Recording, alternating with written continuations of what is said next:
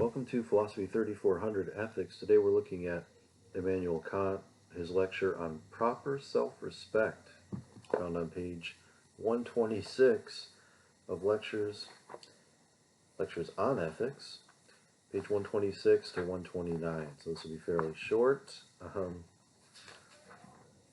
we're going to kind of just read through this together since it's only a few pages and try to think through exactly what Kant is getting at here with this lecture on proper self-respect and why it might be important for his ethical theory. Humility, Kant writes, on the one hand, and true noble pride on the other are elements of proper self-respect. Shamelessness is its opposite. We have reason to have but a low opinion of ourselves as individuals. But as representatives of mankind, we ought to hold ourselves in high esteem. In the light of the law of morality, which is holy and perfect, our defects stand out with glaring distinctness. So, for example, right, in the light of the law of morality, don't lie. Let's use an example, right? Don't tell a lie. Don't ever lie. When you lie, you are attempting to normalize dishonesty, and that ultimately, if universalized, would render communication utterly unreliable. So don't lie, Kant would say, as an example. So in the light of this law of morality, our defects stand out with glaring distinctness. And on comparing ourselves with this standard of perfection, we have sufficient cause to feel humble. In other words, I get it, Kant, I shouldn't lie. I see that if everyone were to lie whenever it was convenient, we'd be in a lot of trouble as far as having communication with each other, be it all trustworthy. And yet, Kant, I have to admit, right, or I'm sure Kant himself would admit, I haven't always been honest. Maybe not even this week. I may have said something that was not entirely true to someone, right? I've withheld the truth. I've stretched the truth. I've actually told a lie. Why? Because I didn't want to get into an argument, because I didn't want somebody to think less of me, because I wanted somebody to be on their way and not give me some trouble, or whatever, right? Whatever the rationalization is. The idea is, on the one hand, the law of morality counsels us, do not lie. On the other hand, there's not a human being among us who hasn't lied and perhaps hasn't, perhaps has lied, just every day practically, right, in one form or another. So in other words, now we feel humble. I see what the law of morality requires. I understand why honesty is expected, and yet I find myself unable to meet this standard all the time. I try to be as honest as possible, and yet I find myself falling short. Anyways, but he says, but if we compare ourselves with others, there is no reason to have a low opinion of ourselves. We have a right to consider ourselves as valuable as another. And now we look around and we see, right? I see, okay, I'm not the only person struggling to be honest at all times. Others are as well, right? Or I could even feel better about myself, okay? I'm not currently on trial in the Senate for lying to the American public, so maybe I'm not as bad as I could be, right? There are others worse than me. So now I can sort of take refuge in that, maybe.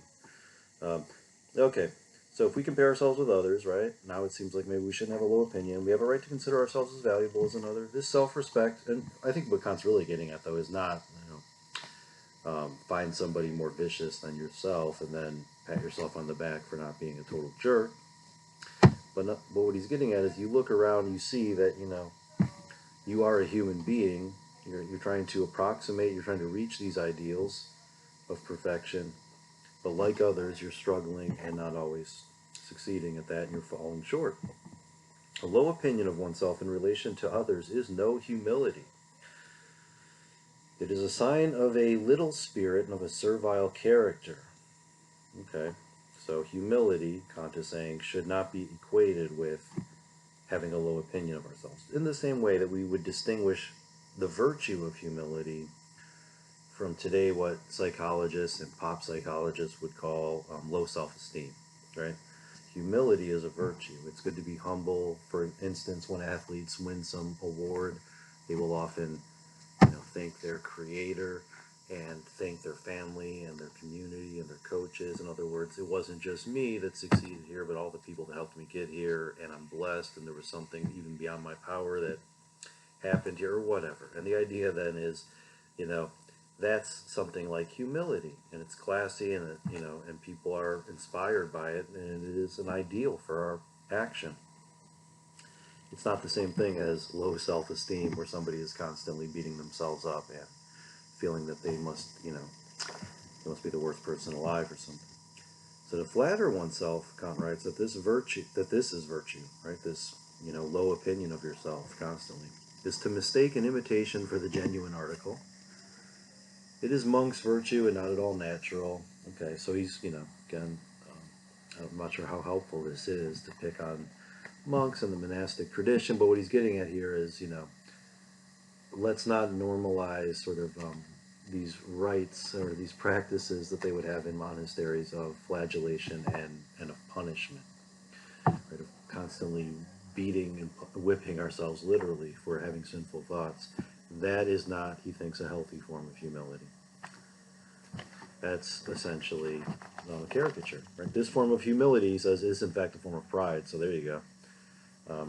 He thinks underlying this false form of humility is actually a sinful form of pride. There is nothing unjust or unreasonable in self-esteem.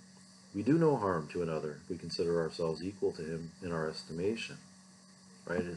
How is that wronging someone else or yourself to simply consider yourself on a par or equal to another person, right? To recognize them as a human being, yourself as a human being, and in that regard to recognize an equality between the two of you. He says, but if we are to pass judgment upon ourselves, we must draw a comparison between ourselves and the purity of the moral law, and we then have cause to feel humble again, right?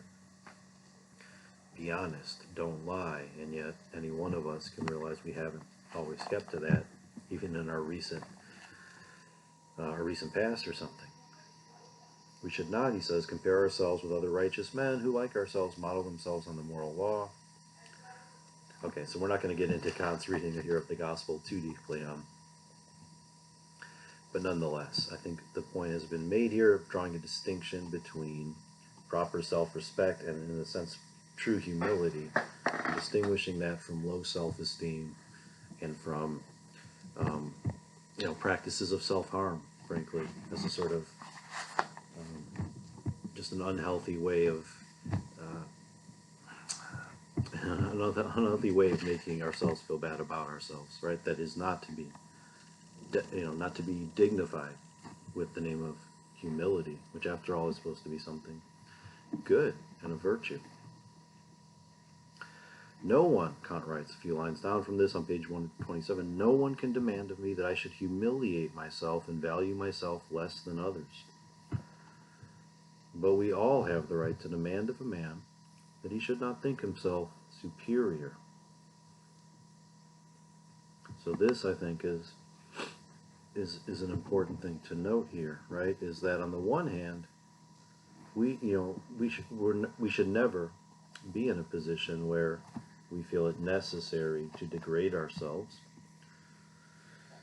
And so any situation that would promote that is not in accordance with the purity of the moral law, Kant would say. So a bunch of, traditional kind of religious practices here are going to be in question, right? Making people feel ashamed of their bodies and their sexuality, for example. But, he says, we all have the right to demand of a man that he should not think himself superior. So claims to superiority, whether offered by, ethno-nationalist chauvinists, white supremacists, racists, nationalists of all stripes, and, so-called would-be patriots, claiming, something special about my nation, my tribe, the people that look like me, that are from where I'm from, that speak the language I speak, and etc., right?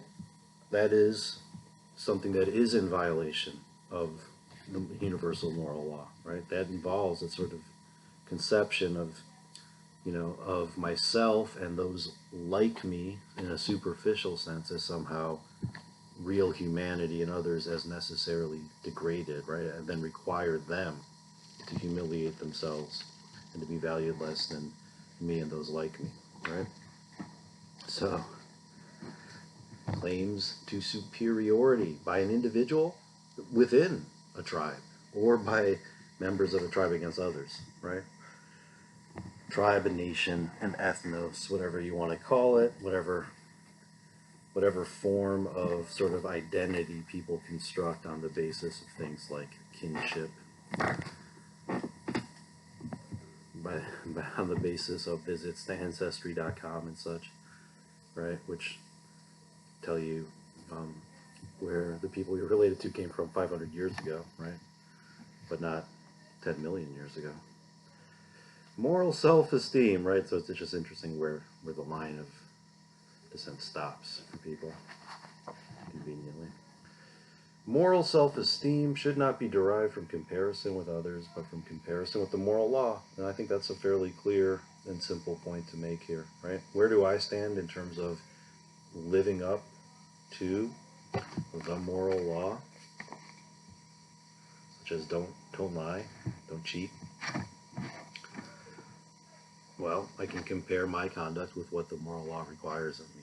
I should not lie ever, and yet here I am. I have told lies recently. Therefore, I am not living up to the moral law all the time, but maybe I've been, for the most part, completely honest, and, so then I have some work to do. I'm not perfect, but I'm trying to get there. Okay, a few lines down, I can consider myself better than some others, right? Based on, my self-reflection about how well I have conformed to the moral law and its dictates. I can see, right? I've done a better job. I told 2 lies last week and you told 5. Something like that, okay? And now notice, right? He says, it's not very much only to be better than the worst, right? And so just because somebody else is out there worse, right? There's somebody right now on trial for telling many lies over the course of a long period of time and getting people, and help and inciting people to act on the basis of those lies. That doesn't mean that because I haven't been doing things as terrible as that I can now pat myself on the back. So, right, to come back to what I said earlier, right, Kant would say, no, that's not the way this works, right?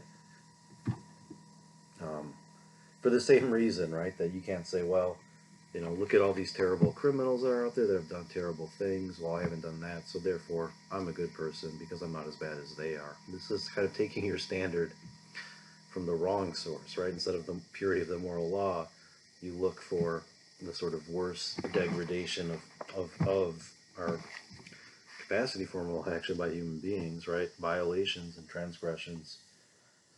And you say, because I haven't done these things, then I'm better than others. Moral humility, Kant writes, regarded as the curbing of our self-conceit in the face of the moral law, can thus never rest upon a comparison of ourselves with others, but with the moral law. That's what we have to hold ourselves to, is that standard, not the standard of others.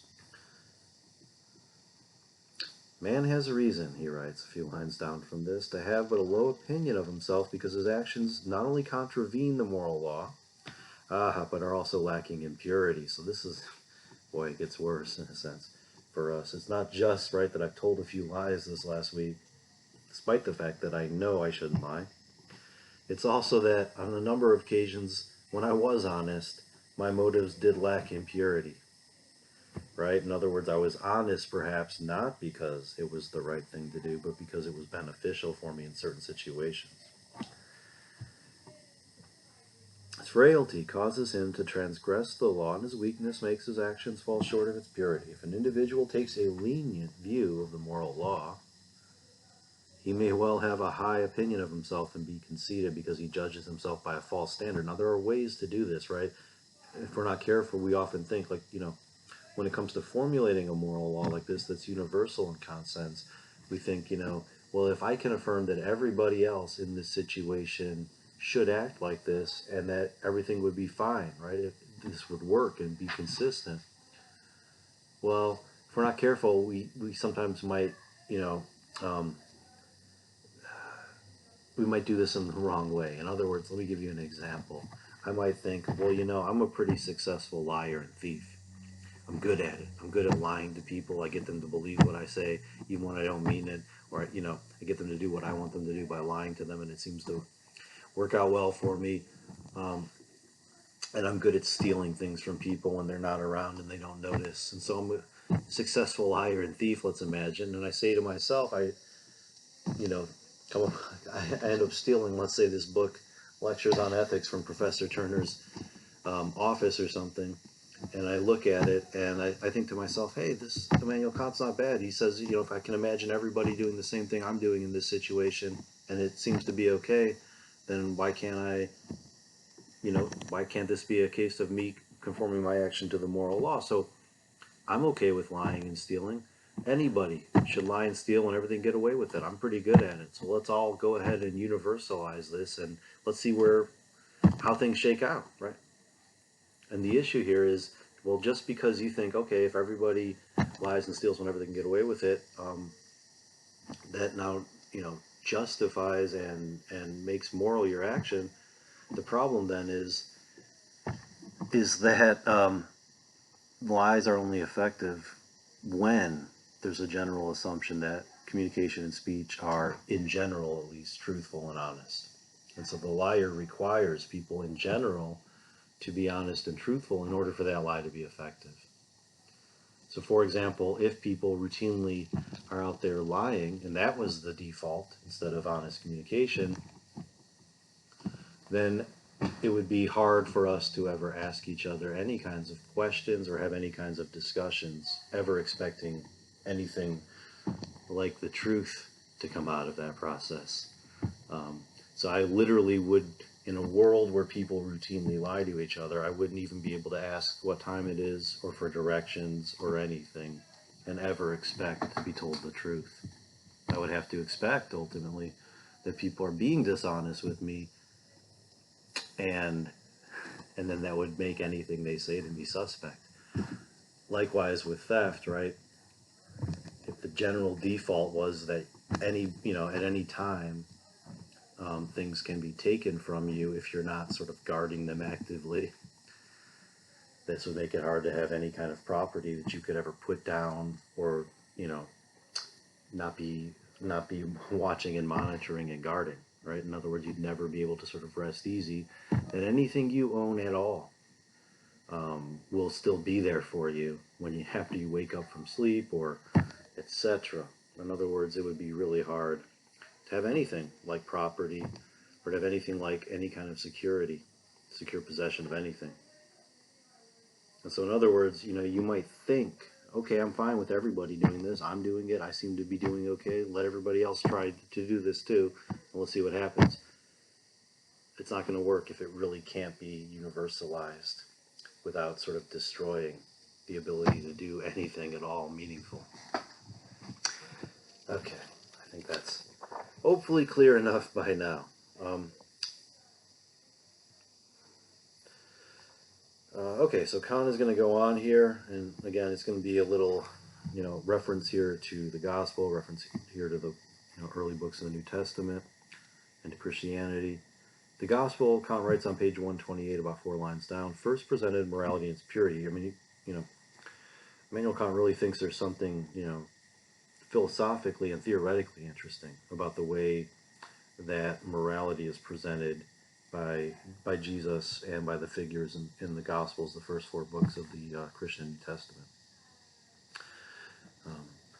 I don't think he's necessarily, I don't think he doesn't have to be.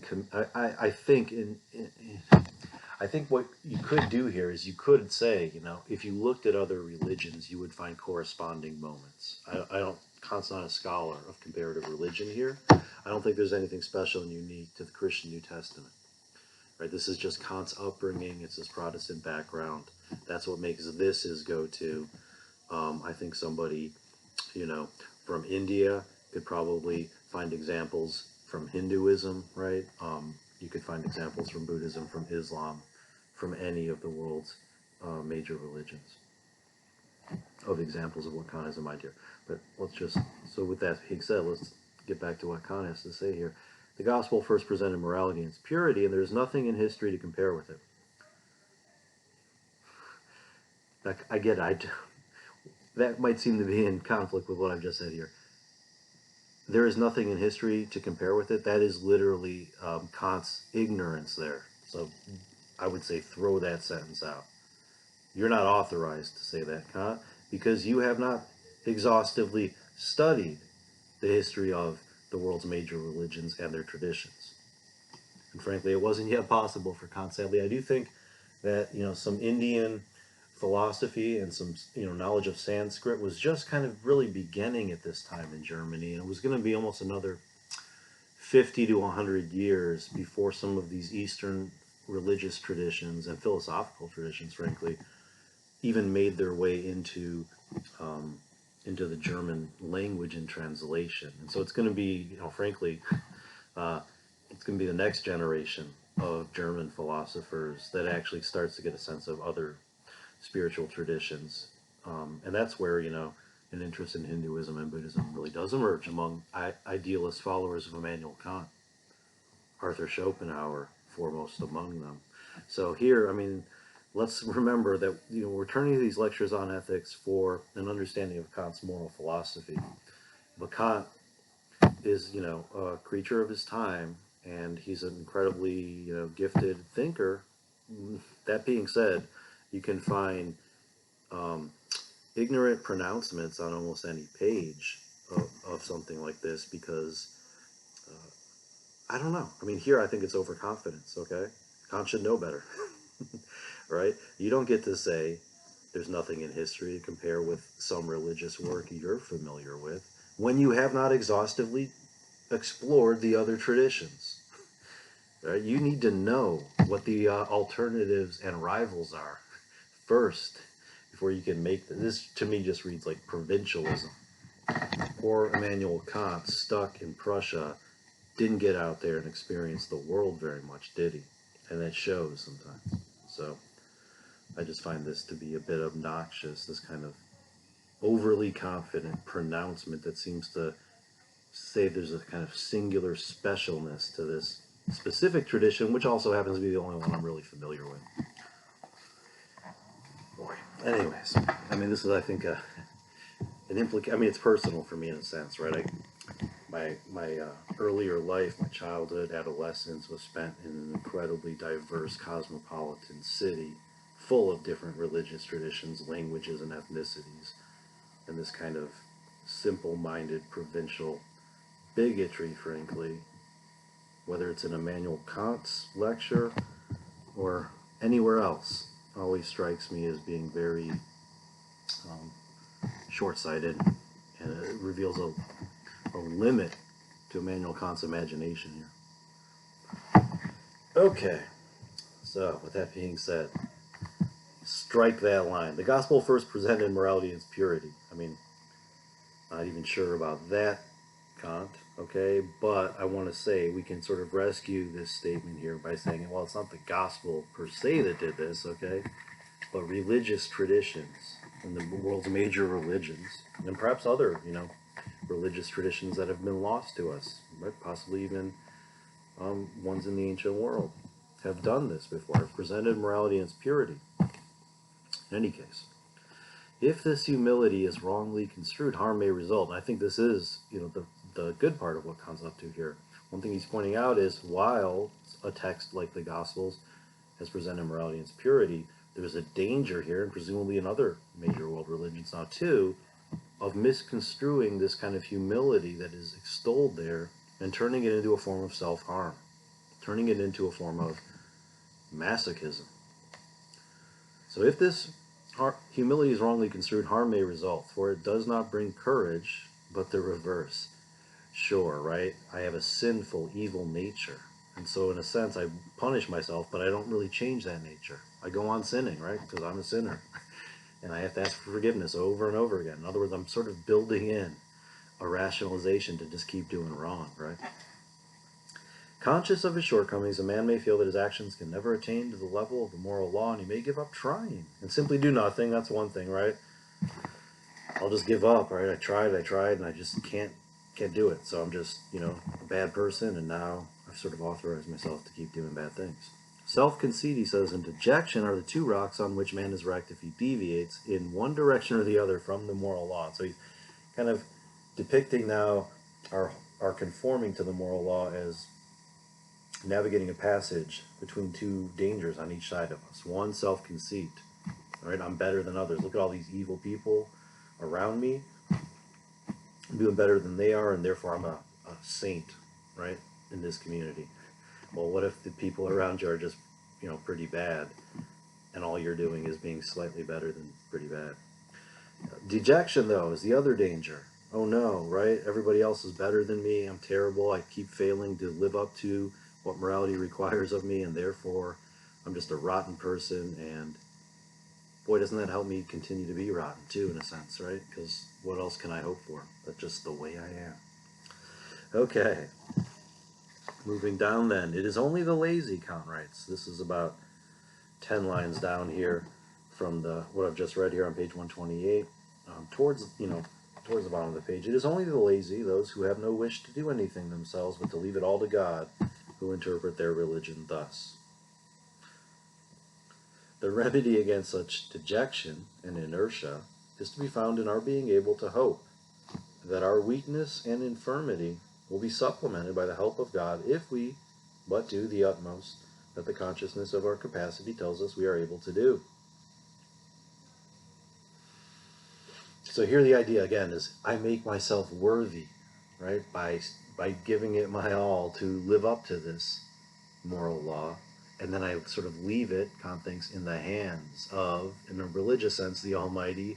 In a secular sense, I leave it in the hands of others around me,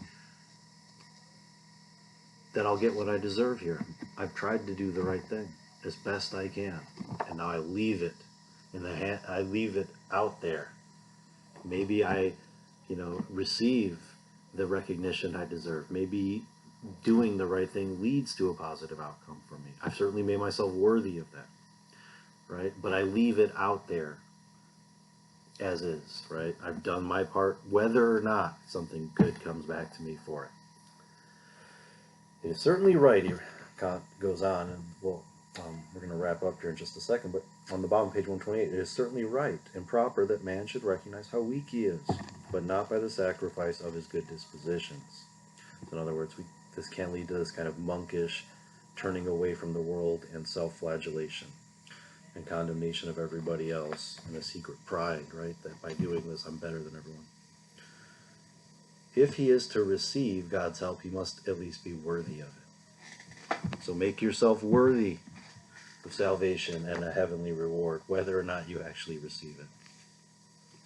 Each of us feels, and this is the very end of the lecture, and so we'll wrap up with this last little passage at the very end, on the top of page 129.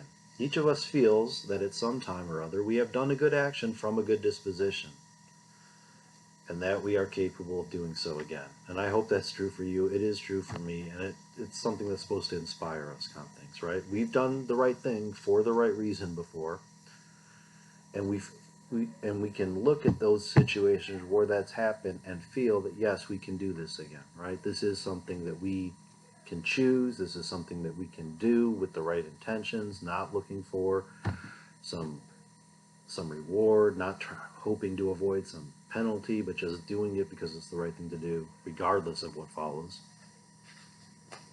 Though our actions are all very imperfect, they're all very imperfect. Let's hope not, Con. Let's not have the false kind of humility here. Look, our actions, we do the best we can. I think in some cases we probably act about as perfectly as a human being can act. So, but I think in general he wants us to sort of have this kind of humility. The moral law requires this always of us. The imperfection comes from the fact that we can't always meet the standard. So even though you do meet the standard here and there, and you do it wonderfully well, in the sense, right, in general your actions remain imperfect. And though we can never hope, he says, that they will attain to the standard of the moral law, that is, will I ever be completely honest all the time?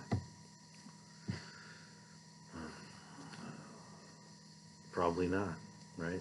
I've seen the film Liar, Liar, starring Jim Carrey from, I don't know, 1996.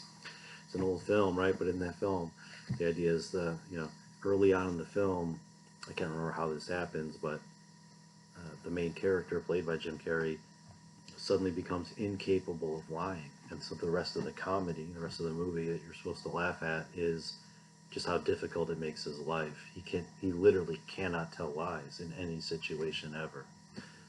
So having seen a film like that, that gives us a slightly different view of what it would mean to constantly be honest, right?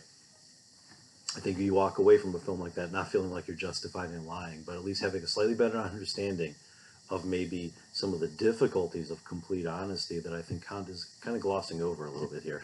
So, frankly, I'd recommend you maybe have a look at that film as a sort of counterpoint to the to the idea that you should never, to the idea that we should always conform to the moral law when thinking of the moral law with an example that Kant himself would use, such as never lie.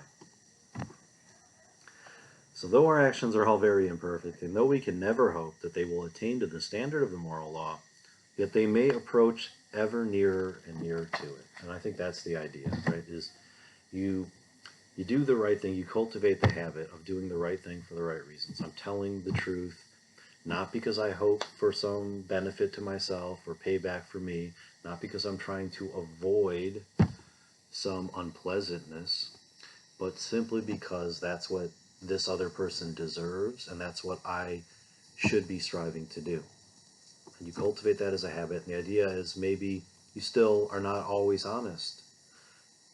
However, maybe the idea is um, you tell fewer lies. You develop the courage to be as honest as you possibly can, and that's not nothing, right? We have this sort of almost impossible goal, and we never really can reach it. And for the deity, God represents that moral perfection. So we can never become perfect like this deity. But what we can do is we can become as like this as we possibly can, which raises us, he thinks, above where we started, for sure, right? It elevates us and makes us into the most perfect human being we can possibly become. Okay, I think that's good enough for today for proper self-respect. Thank you all for joining me.